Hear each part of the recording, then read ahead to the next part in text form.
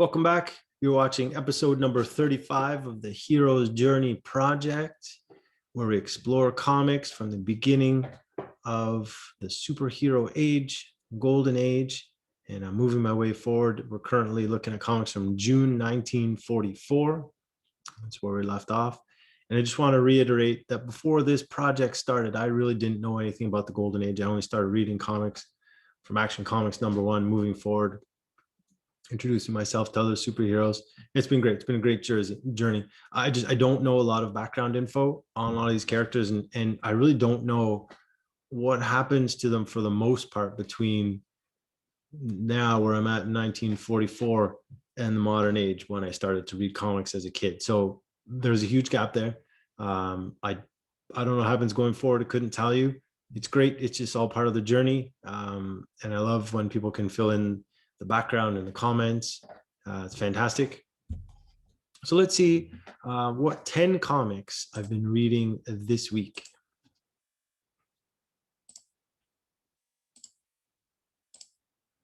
Okay, so first up, we have Blue Beetle number 31. Now, this issue,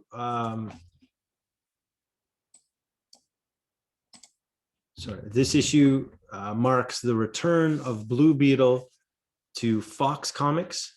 They were published by Hollyoak for a bunch of issues.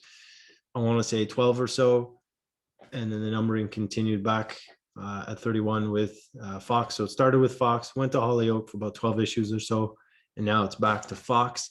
So this is the first 52-page issue because when they were with Hollyoak and before that, previously with Fox, they were 68 pages. We also, in this issue, we have 3 Blue Beetle stories, and that's up from 1 Blue Beetle story in that last issue from Hollyoak. You know what? It's an okay cover. A lot of the Blue Beetle covers, certainly from the Hollyoak run, I found very simplistic, but there's a lot of white space, which isn't always a bad thing. It just wasn't a good use of that white space. It was very, the covers just didn't stand out. It was very bland. So if you're going to use white space, you need to make that part of what makes the image pop for whatever else is on the cover. That's my 2 cents. All right. So in the first story, Blue Beetle is framed for murder and blowing up a building by Nazis, and he ends up destroying the U-boat that the head spy fled to. Following that, we have Blue Beetle is tasked with escorting a colonel carrying some secret documents when they're ambushed by spies while flying over the Pacific and forced to land on an island occupied by the Japanese military. Finally, Blue Beetle escorts Joan Mason on an assignment to England, where she promptly takes down, Blue Beetle escorts Joan Mason on assignment to England, where he promptly takes down Japanese spy ring. You have a recent CGC 5.0 sale from January of 2021 for $310, which I find actually isn't too bad for this Blue Beetle issue. But here's something I want to show you. On the next slide here, this is from this Blue Beetle issue. And I got to say, so the art is very, very basic. And I find that it's simple lines. The details there are some details, but it doesn't stand out for me. It seems rushed. The Blue Beetle in the bottom left his face looks terrible. But more than anything else, I wanted to bring the attention to. So what I want to bring your attention to is that what's going on in this page. So this is from the first story where Blue Beetle is framed for murder and for blowing up a building. So he's framed by Nazis for blowing up a building. Here you see Blue Beetle, who's, 50 feet tall, and he ends up putting back a building overnight, putting it back together overnight. I don't remember in any issue of Blue Beetle so far him having more than anything other than excellent fighting powers. So, and I don't remember him having any magical powers and him growing to a certain height and moving really quickly and putting a building back together overnight. So he was afraid he was going to get framed for blowing up the building. So he put it all back together, like overnight. It's ridiculous. Next up from this issue, and actually from a few issues from this time, actually really neat, is an ad for a necktie that glows in the dark. Now, I think glow in the dark in comics, I'm thinking of that Ghost Rider issue from the 90s. That was a fantastic, fantastic cover. It's just Ghost Rider's face. It's all black cover. And Ghost Rider's face is what glows in the dark. But back in the 40s, they also had glow in the dark stuff. Glow in the dark necktie. I love it. All those little V's. Why not? V for victory, I assume, but I'm not sure. And it's called New Victory Necktie. Yeah, V for victory. There you go. All right, moving right along. We have Captain America Comics. His issue number 39. That's from Timely, June 1944. You have an Alex Schomburg cover. So, of course, as always, lots of action, lots going on, punching, fighting. Surprisingly, it's very little shooting, but there is some. Love it, love it. In the first story, Captain America and Bucky get involved when there's talk of a boat being cursed, but is merely an old man out for revenge, working with another, looking to buy it for pennies on the dollar. Captain America and Bucky are in a small town that has sprung up to provide a workforce for a bombing manufacturing plant as Japanese spies attempt to destroy the village, the plant, and morale to halt production. Finally, for the final Captain America story, Captain America and Bucky investigate a U.S. coastal town after it has been seemingly bombarded all the way from Germany to find that a specially outfitted sub is causing the damage. So it seemed like these bombs were being launched from Germany to a U.S. coastal town. Turns out it was all just it was a plot to make them think that they had these long-range missiles, when in turn there was a specially outfitted sub just off the coast that was actually launching these missiles. In the final story of the issue, Human Torch and Toro take down a fake spiritualist. As you can see, it's got the big red star here. So this is our big book of the week because it commands the most dollar value that I could find out of all the sales for the books of this month. You have a recent CGC 0.5, so 0.5 sale from July of 2020. There were two sales that month actually that I could find of $430 and $500. Now, so just to give you an idea of a bit of a higher grade that sold fairly recently, a 7.0 from December 2019 sold for $3,026. Captain America, Schomburg, Timely, you've got the magic formula for what the collectors are looking for.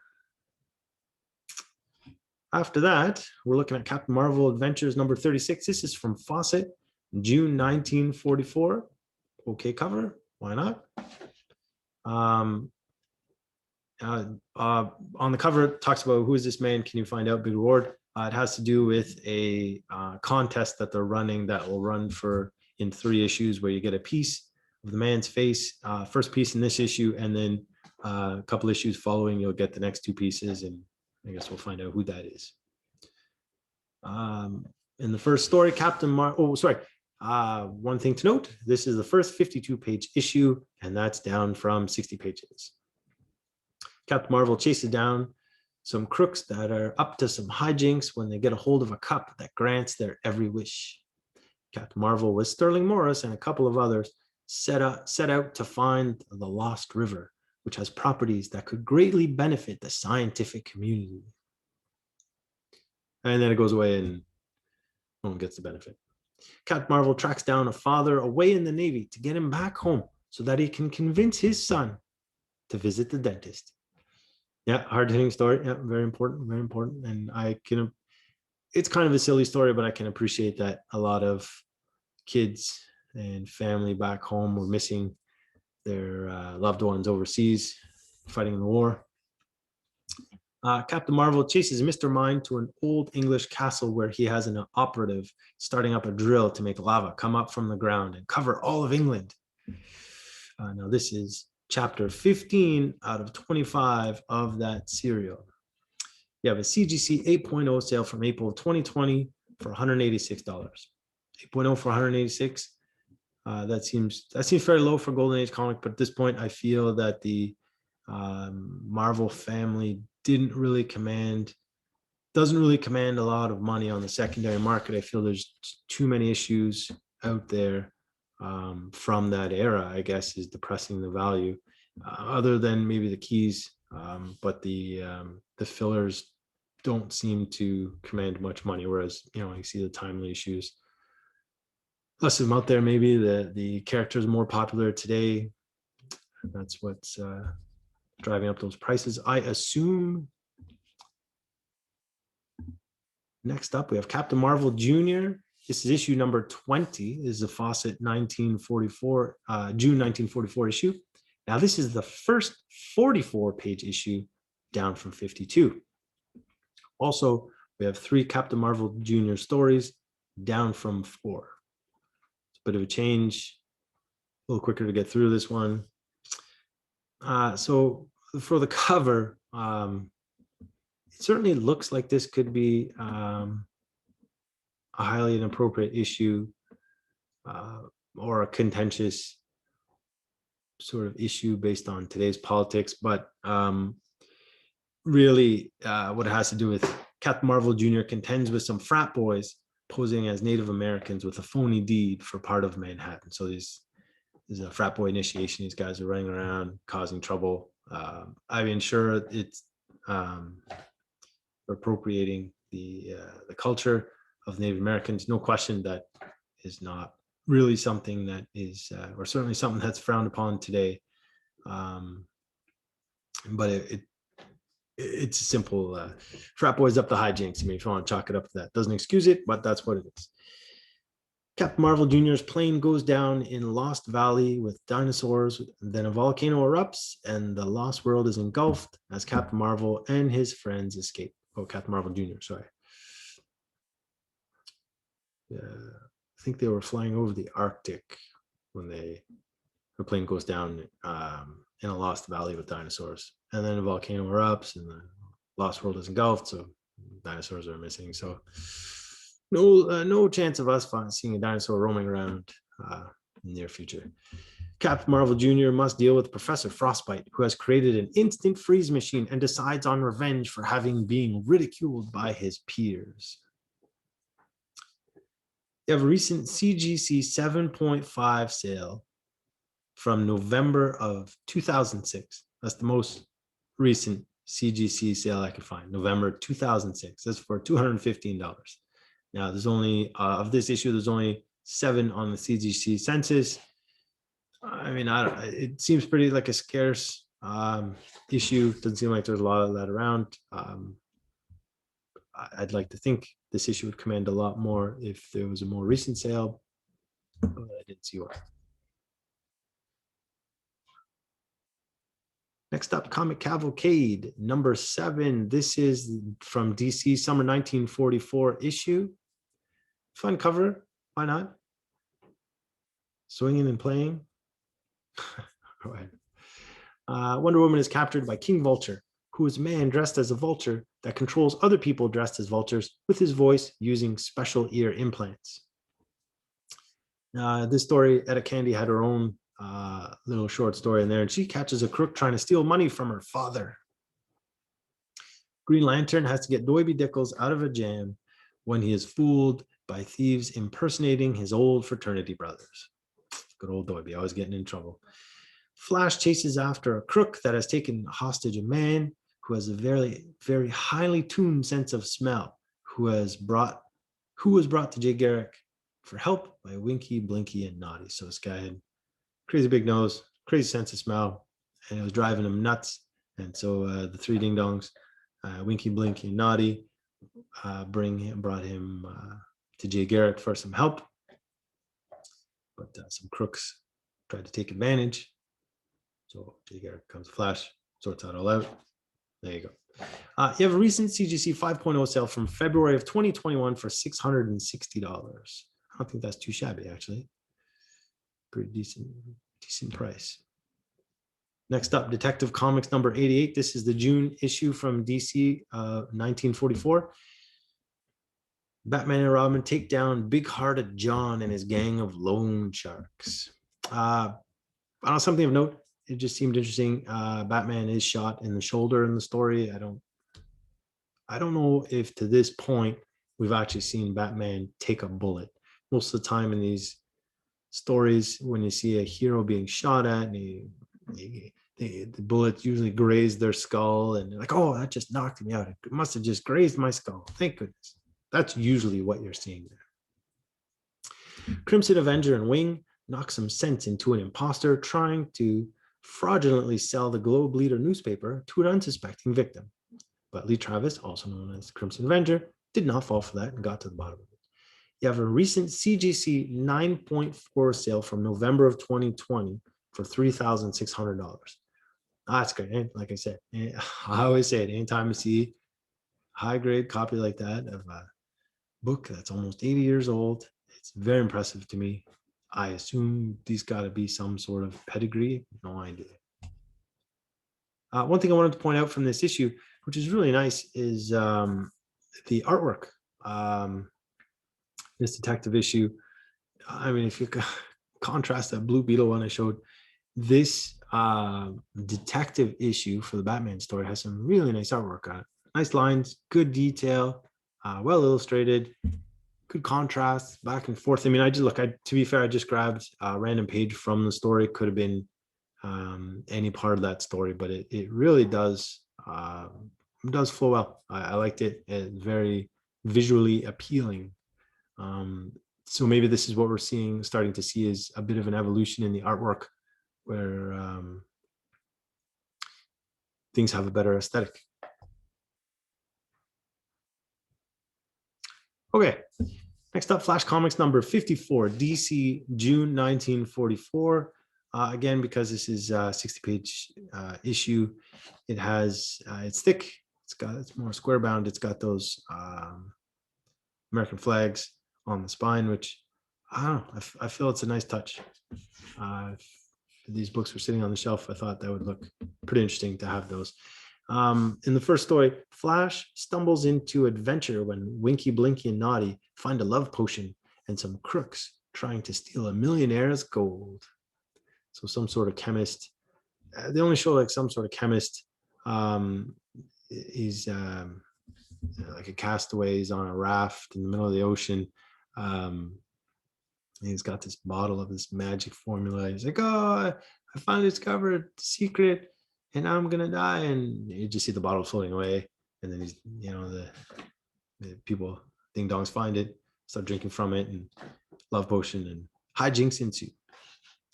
Now, Johnny Thunder is absent from his own story. So Peachy Pet accidentally eats a brick of nitroglycerin and wanders around town causing explosions and getting into trouble. So I don't know where Johnny Thunder was, but to change it up, he's not even in his own story. Hawkman is after Almond. I knew I was going to get that name. Hawkman is after Almond Al Graham because he stole all of the radium in the city and is holding it for ransom. Now, I find this is a theme in a lot of the stories where radium is very important to the hospitals in these stories where the radium's worth a lot on the secondary market. Hospitals can't operate without it, and it seems to be like the one thing that's worth so much, and people always go in to steal. I don't know a lot about radium. To be fair, I probably should have looked that up, but I expect that it's probably not very safe to handle just with your hands. And if it's still being used today, I'm sure it's locked up pretty tight. But I never hear of, I watch the news, I don't hear of any radium heists going on these days. So who knows?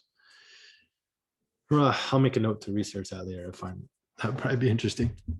So now, I just wanted to point out, Hawkman used to, in the first Hawkman stories, he used to carry items made of nth metal to fight crime, and now he never does.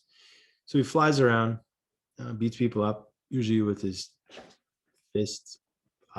He gets his birds to help him out, Hawkgirl sometimes, but never hear any of these fancy nth metal items anymore that he used to carry around. So I don't know where they went. I assume they will come back at some point. It'll be part of his story, but you have a recent CGC 7.0 sale from December of 2020 for $750. was pretty impressed. Not too bad. All right. This issue is Green Lantern issue number 12. Is from summer of 1944 from DC. Again, I'm not a big fan of Green Lantern, the way he's drawn on this cover. I you got the other guy in the wanted poster. It looks like he's got great proportion, dimensions, drawn well. Doiby Dickles looks pretty good too. Green Lantern, looks like something out of a Picasso painting almost. Green Lantern must get Doiby Dickles out of a jam after he starts up a cab company and his crooked drivers use it as a front to commit crimes. Green Lantern figures out who framed Doiby Dickles of stealing silverware after he joins a school for manners. I thought one interesting thing in this story is that Green Lantern points his ring. Like, I'm wearing a ring. Is that the green? Doesn't do anything. Green Lantern points his ring at a cloud and he makes it rain. So another fun little feature of that green ring, he can make a rain. Green Lantern contends with the gambler, who is always tempting fate, taking chances and placing bets as he goes on a crime spree. This is the first appearance, origin, and that's the guy on the cover of the gambler. So we got the and that's always what you want for first appearance. You want, and if an issue, like if the character is going to be popular, if the issue is going to go up in value, it's going to be because you have a first character, first cover, origin, and first appearance, all in the same issue. I mean, that's the best way. That to me is a solid first appearance. None of this, Wolverine cameo, first appearance debate. No, this is it. This is the first issue this guy appears in. I mean, I know he comes back for several dozen appearances between now and possibly the modern age, but I don't think I never heard of him, so I didn't get very far into the modern age. If you did, I'm just saying, when you do have a character that's going to be popular, if you can have that cover and a solid first appearance, throw in the origin, and that's great. That's the way you want it. A couple issues back, you had Vandal Savage. He had the same thing, cover, origin, first appearance, all in the same issue. It's great. Anyway, for this issue, you have a recent CGC 4.0 sale from July of 2020, and that went for $384. Not too shabby. It seems to be in line with what I'm seeing for prices. Next up, Hit Comics number 32. This one is from Quality. It's from the summer of 1944.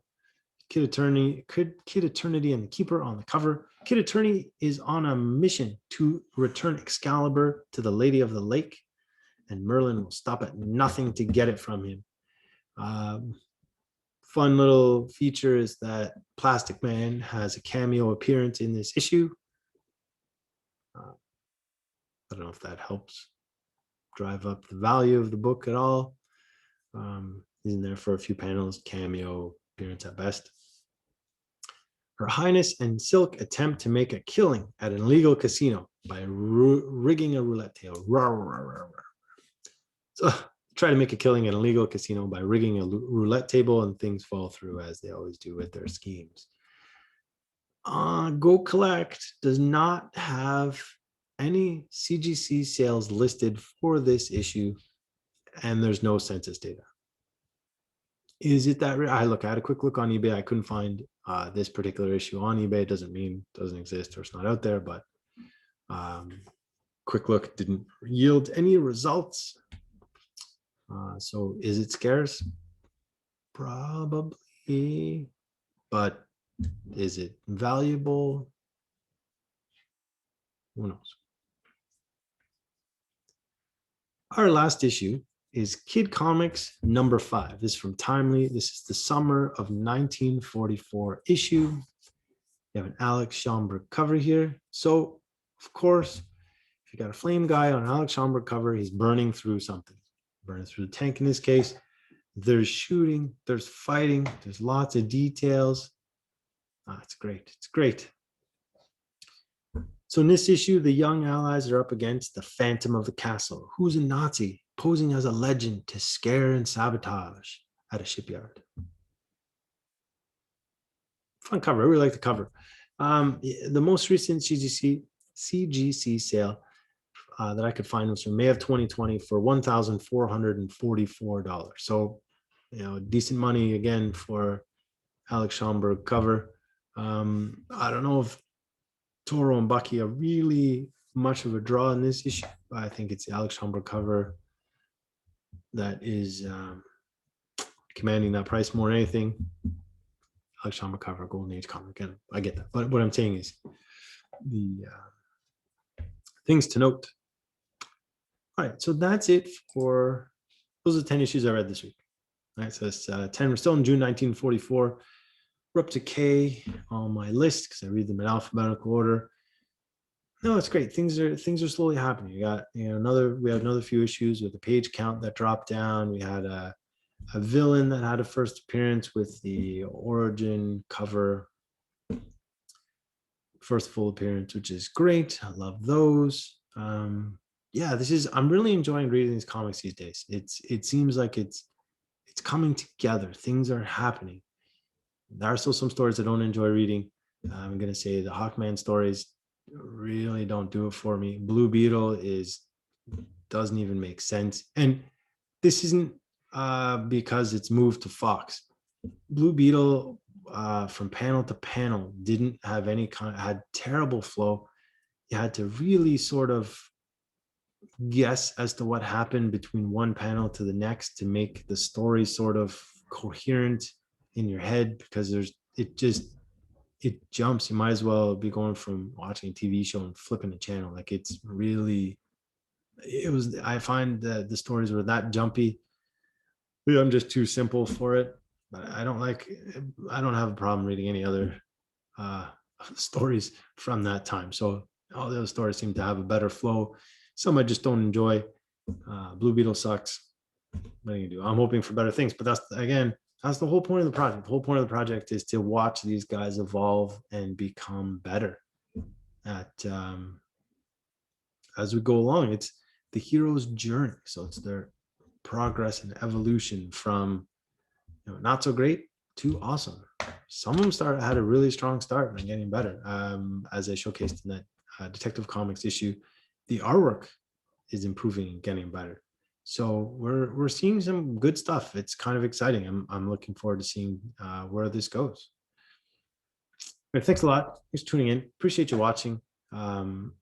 If you guys want to comment, go for it. Please subscribe, like the button, get more people on here. I'd love to have conversations, dialogue about the background and stuff. Like I said, I'm very new to this, but I'm loving the immersing myself in just the stories and reading it. And then I'm trying to give a fresh perspective on these books, so that I'm not going in biased and like, oh, this guy was a terrible writer and this and that later on, or he did some stupid things in his personal life. I don't have that background information, which I'm trying to give it the most unbiased view of these comics I can. So it's really just the journey, the characters' journeys from start to finish. I'm trying not to use my bias from the modern age as well, but sometimes that can't be helped. All right, thank you very much. Tune in next time, and we will see you soon. Thanks.